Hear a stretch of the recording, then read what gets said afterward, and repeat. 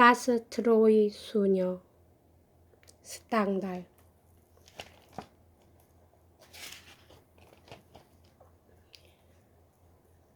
16세기 이탈리아의 산적이라면 이제까지 통속극에서 너무나 자주 상영되어 왔고 잘 알지도 못하고 그 소문만을 떠들어대는 사람이 많았기 때문에 오늘날 우리들은 이들 산적에 관해서 전혀 잘못된 생각을 갖게 되었다. 대체로 이탈리아에서는 중세의 공화 정체를 이어받고 잔악한 정부가 출현했기 때문에 이들 산적은 반대파의 입장에 섰다고 할 수 있을 것이다. 새로 득세한 폭군들이란 대개는 멸망한 공화국 시대의 가장 부유한 시민이었다. 그래서 그들은 시민의 환심을 사려고 장엄한 성당이며 훌륭한 회화를 도시를 장식했다. 라벤나의 포렌티니 집안, 화엔사의 만프레디 집안, 이모라의 리아리오 집안, 베로나의 까니 집안, 볼로냐의 벤티폴리오 집안, 밀라노의 비스콘티 집안, 그리고 가장 폭력을 싫어하고 위선적이었던 플로렌서의 메디치 집안 등이 그러했다. 이러한 작은 폭군들이 공포에 사로잡혀서 행한 독살이며 암살은 수없이 많지만 이들 군소 국가의 역사가들은 한 사람도 이 사실을 감히 이야기하려 하지 않았다. 이 필요 이상으로 거드름을 피운 역사가들은 모두 어용학자들이었던 것이다. 이 폭군들은 각각 자기를 미워하는 공화주의자의 한 사람 한 사람을 잘 알고 있었다는 사실과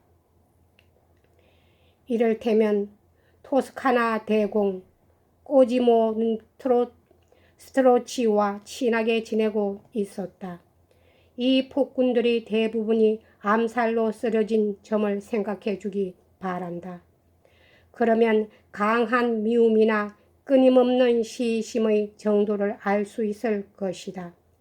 이 미움과 시심이 16세기의 이탈리아 사람들에게 그토록 많은 재치와 용기를 주고 예술가들에게 그 같은 천재를 발휘하게 한 까닭인 것이다.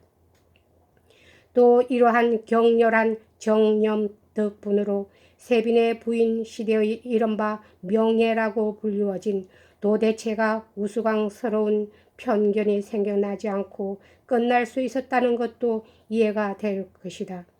뭐니 해도 이 편견은 신하로 태어나서 군주를 섬기고 귀부인의 총애를 얻기 위해서 한 몸을 바치는 것을 본분으로 하고 있었다. 그런데 16세기 프랑스에서는 남성이 활동하여 참다운 가치를 발휘하여 명성을 얻기 위해서는 싸움터나 결투에서 무용을 나타내는 이외에는 방법이 없었다. 프랑스 여성들은 무용을 좋아하고 그 중에서도 특히 담대한 것을 사랑하므로 여성이 남성의 가치를 정하는 최고 심판관이 되었다. 그래서 여성 숭배의 기풍이 생기고 이것이 차례차례로 여러 가지 정념을 심지어는 사랑마저도 소멸케 했다. 이 틈을 타서 허영심이라는 잔인한 폭군이 나타나고 우리는 예의 없이 이에 복종하는 결과가 되었다. 국왕들이 허영심을 조장한 것은 지극히 당연한 일이다. 훈장의 위력도 거기서 오는 것이니까. 이탈리아에서 남성이 이름을 높이는 데에는 어떠한 종류의 솜씨를 보여도 좋다. 빛나는 무훈이라도 좋았고 옛 문서상의 발견이라도 좋았다. 세상의 숭배를 한 몸에 모았던 빼트라르카가 그 좋은 예이다. 또한 16세기의 여성은 무용으로 유명한 남자를 사랑하는 것과 마찬가지로 혹은 그 이상으로 그리스어에 능통한 남자를 사랑했다. 당신은 정념이 문제였고 여성 숭배의 풍습 따위는 염두에도 없었다. 이탈리아와 프랑스의 현저한 차이가 거기에 있었다. 이 때문에 이탈리아에서는 라파엘이며 조로조네며 티ziano며 꼬레저 같은 사람이 배출된 데 반하여 프랑스가 낳은 것이라고는 그토록 수많은 적을 무찔렀는데도 오늘날에 와서는 몰라주는 저 용감한 16세기의 명장뿐인 것이다.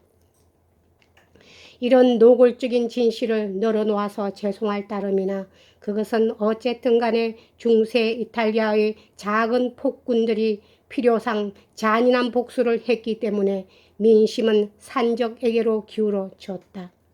산적은 말이며 볼이며 돈 같은 민중에게 필요한 물건을 훔칠 때에는 미움을 받았지만 결국 민심은 산적의 편이었다.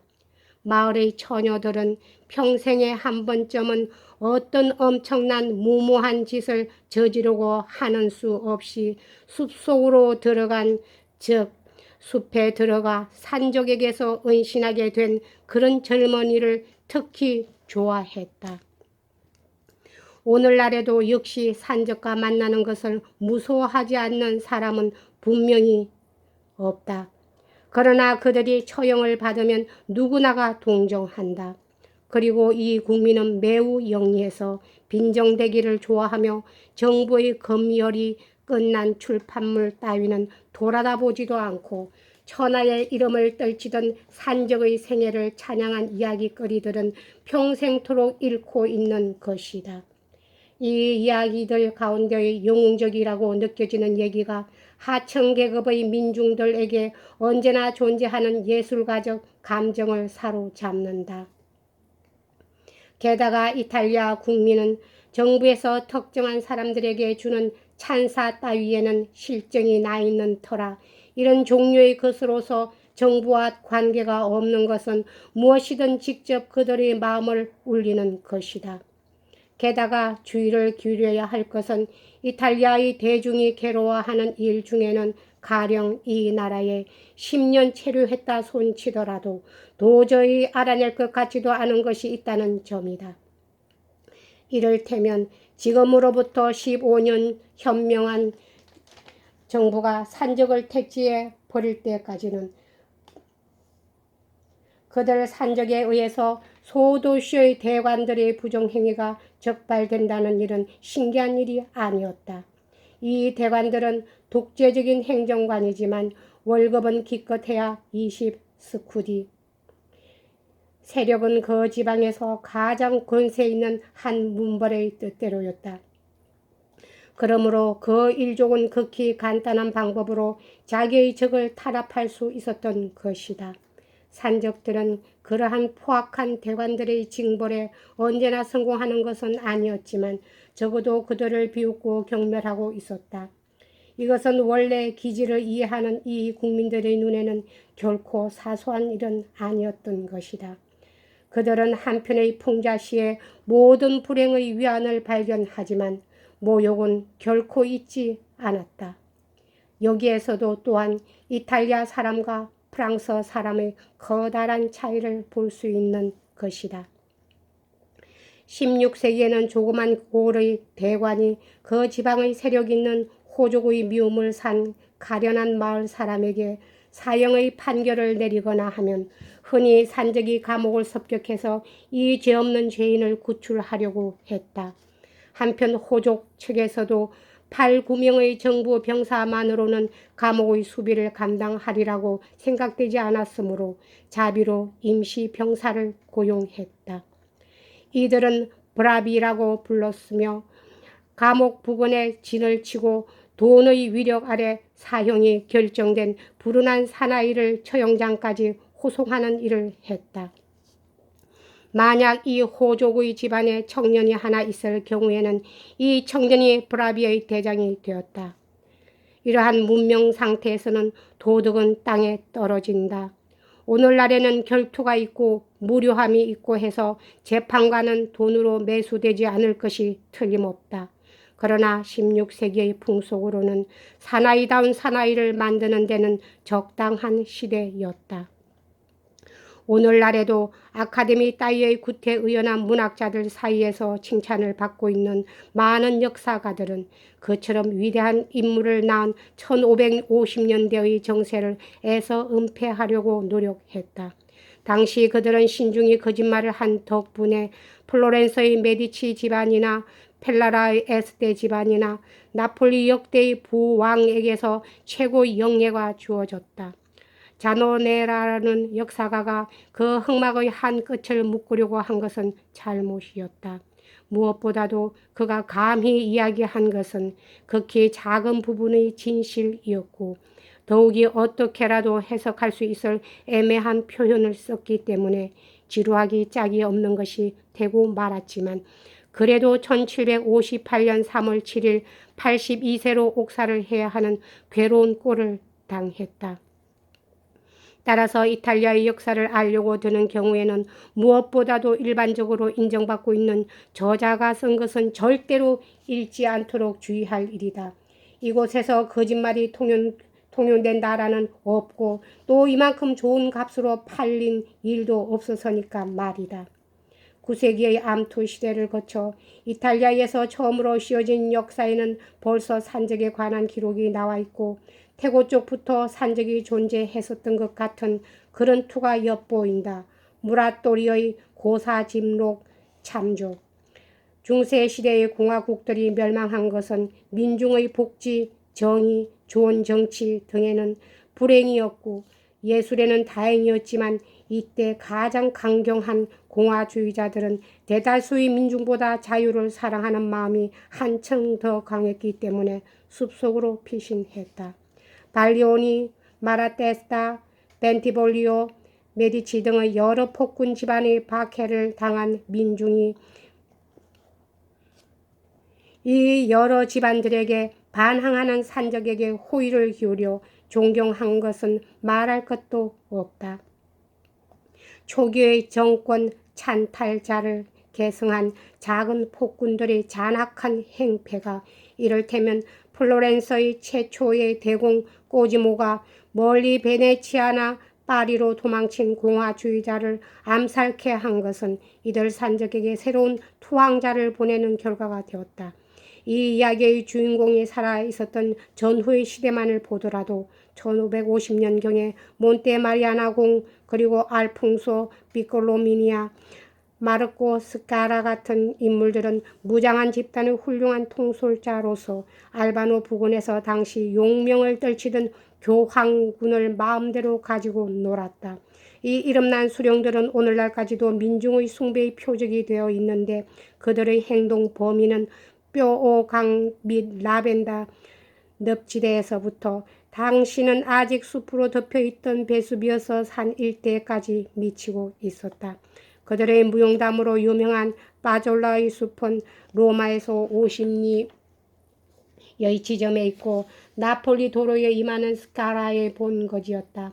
스카라는 고왕 그레고리오 13세 시대에 때로는 수천의 병력을 거느리고 있던 일도 있었다.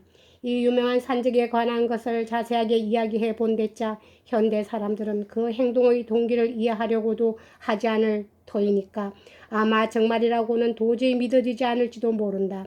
스카라는 1592년에 이르러서야 비로소 항복했다. 그는 형세가 마지막이라고 깨달았을 때 베네치아 공화국에 항복하여 자기의 가장 충성된 부하를 또는 생각하기에 따라서 가장 흉포한 부하들이라고도 할 수 있다. 그늘이고 이 나라를 섬기게 되었다.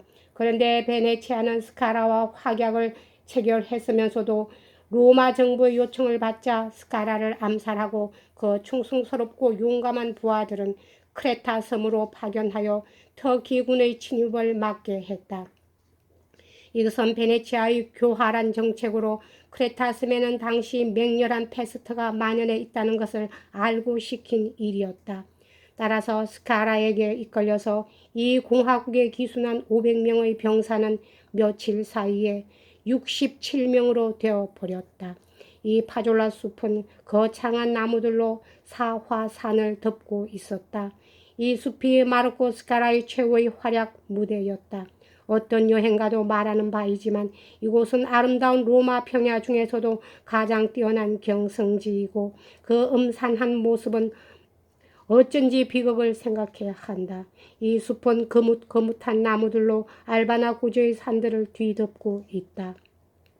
이 경성의 알바노 고지는 로마 건국 이전으로 거슬러 올라간 아득한 옛날의 화산의 폭발인지 무언지 잘 알 수 없는 원인으로 생겼다. 유사 이전에 일찍이 아베니노 산맥에서 바다에 걸쳐서 펼쳐져 있던 광야의 한복판의 돌연히 그 모습을 나타낸 것이다. 파졸라의 푸른 숲 가운데 솟아오른 몬테 카시노가 그 최고봉이다. 이것은 어디에 서고 보인다. 델라치나 오서티아에서도 로마나 띠블리에서도 바라볼 수 있다. 그리고 이 알비노 고지에는 현재 허다한 궁전이 있고 여행가들 사이에 그 이름이 알려진 로마 평야의 남쪽 경계가 되어 있다. 카시노 상정에는 베네딕트 파의 수도원이 있는데 유비테르 프레터리누스의 신전 자리에 세워진 것이며 일찍이에는 라틴의 여러 민족이 모여서 합동 희생제를 올려서 일종의 종교적 동맹의 맹세를 굳혔던 곳이다. 여행가들은 거대한 밤나무 밑을 지나 몇 시간을 오르면 유피테르 신전의 폐허를 말해주는 거대한 돌 무덤에 이른다. 낮에도 어두운 이 나무 그늘은 이 지방 같은 기후에 있어서는 상쾌하기 거지없으나 오늘날에는 역시 여행가들은 이 나무 그늘에 오면 숲 안쪽을 불안스럽게 바라본다. 산적이 무서운 것이다. 몬테카시노의 산정에 이르면 신전의 폐허에서 불을 떼고 점심 먹을 채비를 한다. 이 지점에서는 로마 평야가 한눈에 내려다 보이고 서쪽으로 보이는 바다는 30-40리나 앞 떨어져 있는데도 바로 밑에 있는 것처럼 생각되고 아무리 조그마한 배라도 분간할 수 있으며 극히 도수가 약한 망원경이라도 나폴리의 왕래하는 기선의 위의 선객을 일일이 헤아릴 수 있다. 그 밖에는 어느 곳을 보아도 광막한 평야뿐이고 동쪽은 팔레스트리나 지방에 걸쳐 솟아있는 아페니노 산맥, 북쪽은 성 베드로 성당을 비롯한 로마의 대건축물로 경계가 이어져 있다. 몬테 카시노는 그다지 높은 산은 아니므로 거기서는 역사 부도 없이도 이곳의 극히 세세한 데까지 분간해 볼 수가 있다. 원래 이 지방은 사적 같은 것은 없어도 좋을 만한 경성지이지만 어느 숲에서도 들이나 산중턱에 보이는 부서진 성벽에서도 아직 티투스 리비우스가 이야기하는 애국의 정파 무용으로 이름 높은 옛사람터의 모습을 엿볼 수 있다. 유피테르 프레트리누스 신전의 잔해로 만들어진 돌 무덤은 베네딕트 파 수도원 정원의 돌담으로도 사용되고 있는데 이 돌 무덤에 도착하는 데에는 일찍이 로마 초기의 국왕들이 왕래한 개선 도로를 따라 올라갈 수도 있다. 이 도로는 모양이 다듬어진 돌이 깔려 있고 파졸라의 숲 가운데쯤에는 상당한 길이에 걸쳐 그 흔적이 남아 있다. 사화산의 분화구는 오늘날 맑은 물을 가득 채우고 용암의 골짜기 밑에 주위 5-60리나 되는 아름다운 알바노 호를 형성하고 있는데 이 분화구 근처에는 일찍이 로마의 모태가 되었던 알바의 도시가 있었다. 도시는 이미 초대 국왕 시대의 정략상 이것을 파괴했는데 그 유적은 지금까지도 남아 있다. 그 후 몇 세기 지나 알바에서 1km가량 떨어진 바다를 내려다보는 산중턱에 알바노의 새 도시가 세워졌다. 그러나 도시는 바위의 장벽으로 호수와 격리돼 있어 도시와 호수는 서로 보이지 않는다. 평지에서 바라보면 늘어진 도시의 하얀 집들이 짙은 초록빛 숲을 배경으로 뚜렷하게 눈에 비친다. 이 숲은 화산 꼭대기를 온통 뒤덮고 있는데 여의 산적과 인연이 깊은 숲이어서 종종 소문에 오르내리는 곳이다. 오늘날 알바노는 5-6천 명의 인구를 가지고 있지만 호조 깡비에랄리의 일문이 귀족의 우두머리에 위치했을 정도의 영화를 누리던 1540년경엔 3,000도 채 되지 않았다. 이제부터 이야기하려는 것은 이 일족의 비극에 관한 것이다. 나는 이 이야기를 두 개의 방대한 사본을 기초로 번역했다. 하나는 로마 글이고 또 하나는 플로렌스 글이다. 나는 감히 모험을 무릅쓰고 그 사본의 문체를 그대로 살리려고 해보았다. 매우 섬세하고 신중한 현대식 문체는 이 이야기의 여러 가지 사건, 그 중에서도 특히 원작자들이 덧붙인 비판과는 너무 어울리지 않을 성쉽기 때문이다. 원작자들은 1598년경에 집필했던 것이다. 원작자들에 대해서도 또 나 자신에 대해서도 독자의 관용을 간절히 부탁하는 바이다. 다음 시간에는 두 번째 이야기를 하겠습니다.